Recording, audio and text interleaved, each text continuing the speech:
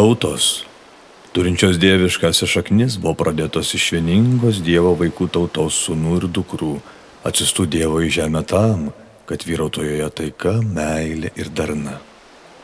Jų visų darbas buvo pradėti Dievui daug naujų tautų. Tai padarę, kiekvienas savo laiku jie turėjo traukti į savo pažadėtąsias žemes, kurios jų šaukėsi, kad nuneštų ten meilę ir taiką, kad nuneštų ten tikėjimą tuo, kuris juos siuntė.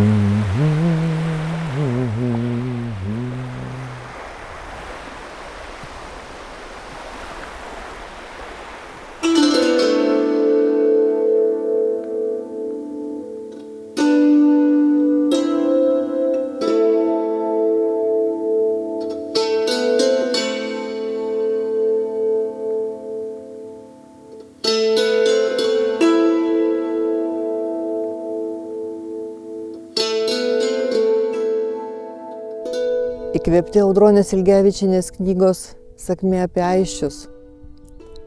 Atvykome į Lenkiją, pakeliauti tomis vietomis, kur manoma mūsų protėviai Aisčiai keliavo nuo Egipto žiočių iki Baltijos jūros, iki savo šaltosios, savosios jūros. Atvykome čia, kad prisiminti mūsų tautos didingą praeitį, kuri nėra užrašyta jokiuose istoriniuose šaltiniuose. Toje knygoje Sakmė apie Aisčius sakoma: prisimink, kuo buvai, kad žinotumei, kuo būti.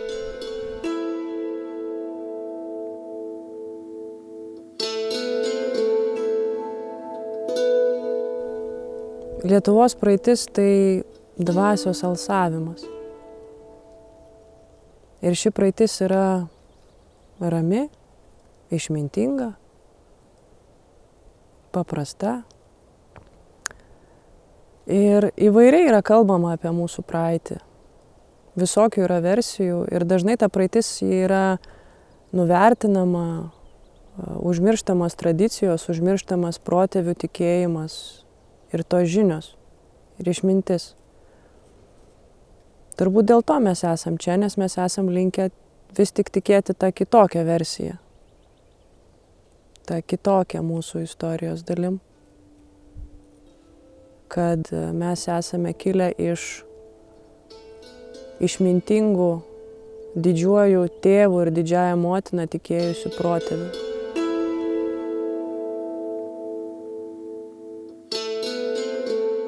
Dabar esame Lenkijos mažam miestelį Bela Gūra, lietuviškai Baltas kalnas.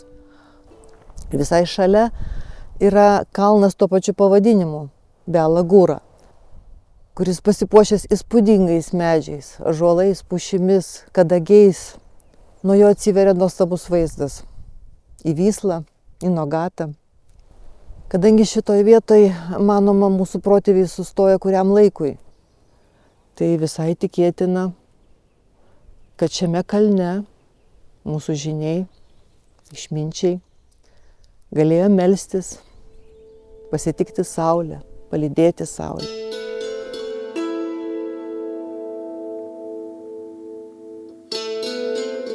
Ir ėjo jie nuo savo jūros, kurią vadino pradžios vandenimis, nes kitų dar nežinojo, link kitos jūros, kurią ruošiasi pavadinti sava. Vadinasi, ji bus Aisčių jūra. Nuo jūros prie jūros, nuo jūros prie jūros,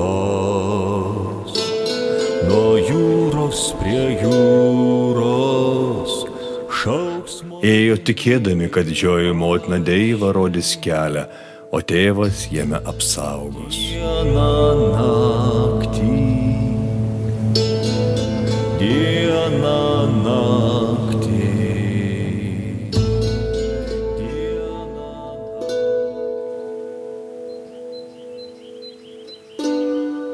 Mes randamės vietoje, kur upė Vysla daro pirmąjį iššakojimą į Nogat upę. Kaip žinia, čia prasideda Vyslos delta, kuri, aišku, yra išvagota daugybės upių ir upelių. Ir dalis tų upių upelių labai įdomu įteka į Aistmarės. Tai dar kaip ir įrodymas, kad čia kažkur tose vietose tikrai gyveno, buvo mūsų protėviai Aisčiai. Kuo ši vieta ypatinga? Kaip rašoma knygoje, čia po 12 metų žygio atėjo Aisčiai, sustojo ir senoliai pasakė, kad visai šalia yra mūsų tikslas. Pažadėtoji žemė, šaltoji jūra, Aisčių jūra.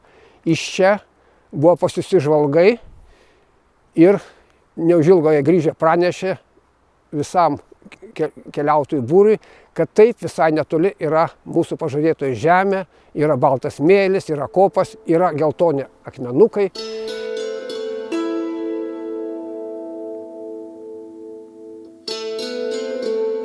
Tai kažkur čia, šitose vietose, ar prie kalno, kuris yra netoli, vadinasi Baltasis kalnas, ar čia prie tų vandenų, jie žiemojo, įsirengė žiemos stovyklą, taip pat pastatė 12 medinių stulpų, 12 metų kelionę pažymėti.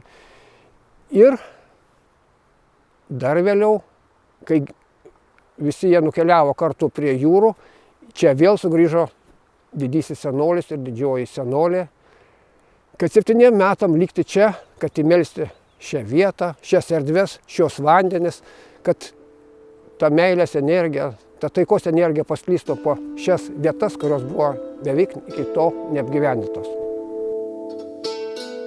Šventieji senoliai kalbėjo. Niekada čia niekas nestatė šventyklų, niekas nesimeldė. Mes išmintį, meilę ir taiką atnešėme. Savo žygiu tai patvirtinome. Dabar maldomis turime tai erdvėse ir vandenyse paskleisti. Sustosime ir šioje vietoje šventyklą tėvui ir Deivai pastatysime. Kokie vis dėlto buvo brandus Aisčių žmonės, išsiruošę į tokį žygį. Nes kaip rašo knygoje Sakmė apie Aisčius, apie jų dvasinę stiprybę, apie jų išmintį, apie jų valią, ryžtą, begalinį tikėjimą, kuris buvo gyvas, kurį jie nešė savo širdimis. Ir tai padėjo jiems įvykti šį sunkų ilgą kelią. Ir jie tikėjo motiną, tėvų, juos garbino, jiems dėkodavo žygyje. Jie labai gražiai kiekvieną rytą pasitikdavo garsais saulę. Vakare labai gražiai visi susirinkę palydėdavo. Esame didelės upės įtekančios į jūrą išsišakojime. Tokios vietos, kad ir kur jų pasaulyje būtų, yra perėjimo vietos. Tai vartai iš vieno gyvenimo į kitą, iš vieno sąmoningumo į kitą.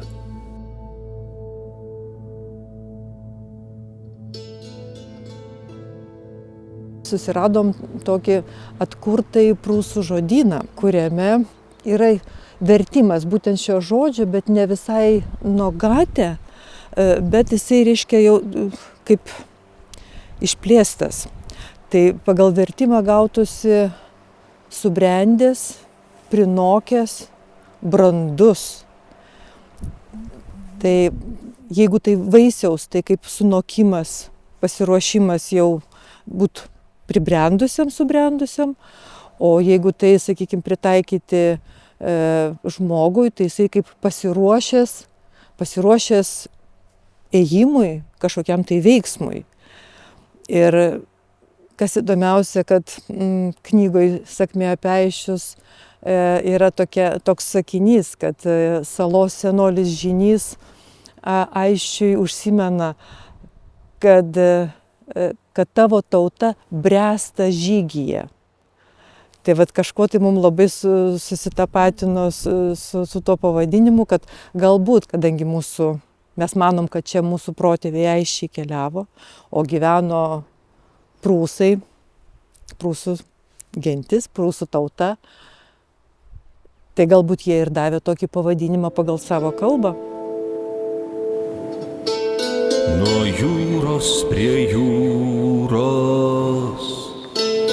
nuo jūros prie jūros, nuo jūros prie jūros, šauksmo vediniai ėjo Aisčiai. Dieną naktį, dieną naktį, dieną naktį, šauksmo vediniai ėjo Aisčiai, šauksmo vediniai ėjo Aisčiai.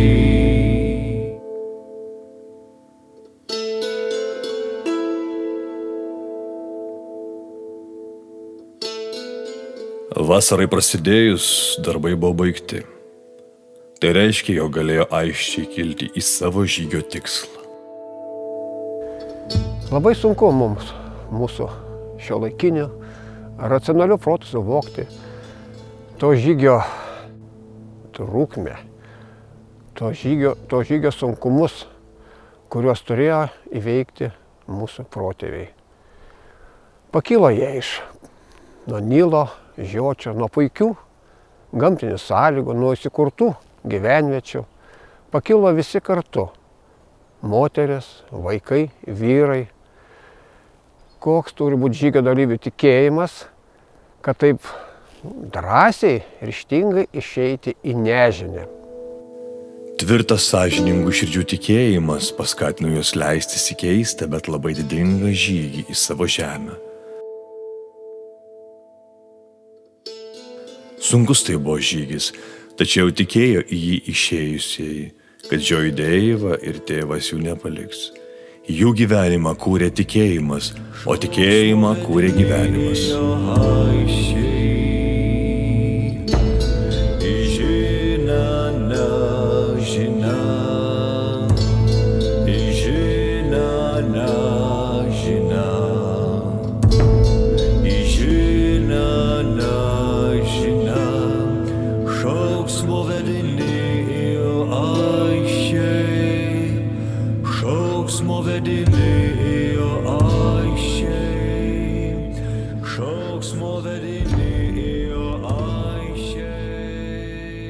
Buvo begalė daug kliūčių.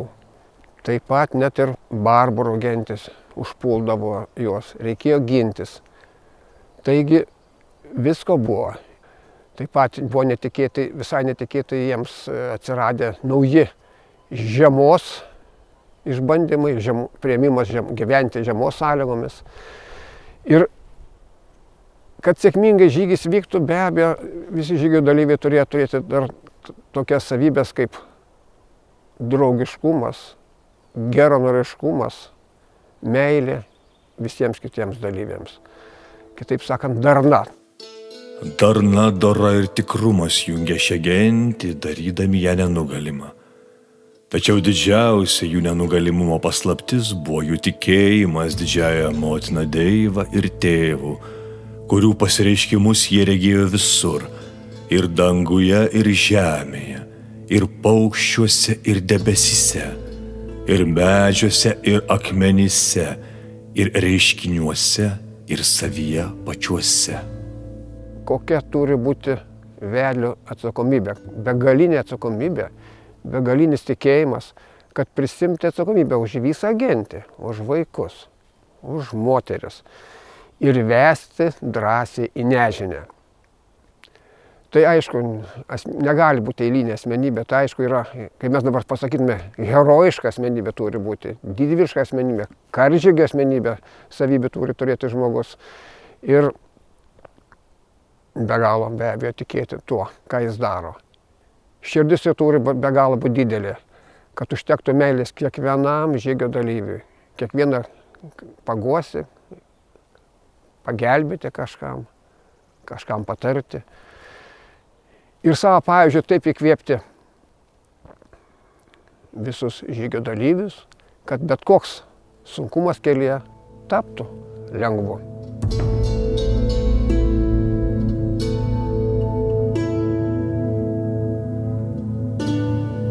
Priešams artinantis, Ainis kreipėsi į sūnų Aistį. Nepasieksiu aš pašaltosios jūros, todėl prašau išpilk į ją mano pelenus. Tada visados prie jūros priėjęs ir mane jos platybėse ras. Padėsiu tau taip, kaip tuo metu galėsiu, jeigu pagalbos prašysi. Šitaip visados liksiu su Aisčių tauta tol, kol nors vienas žmogus prie šios jūros mus ir mūsų žygį prisimins, kol bus tų, kurie Aisčių dvasia mūsų visų širdžių siekiu ir gyvenimų aukomis stiprinama tikės.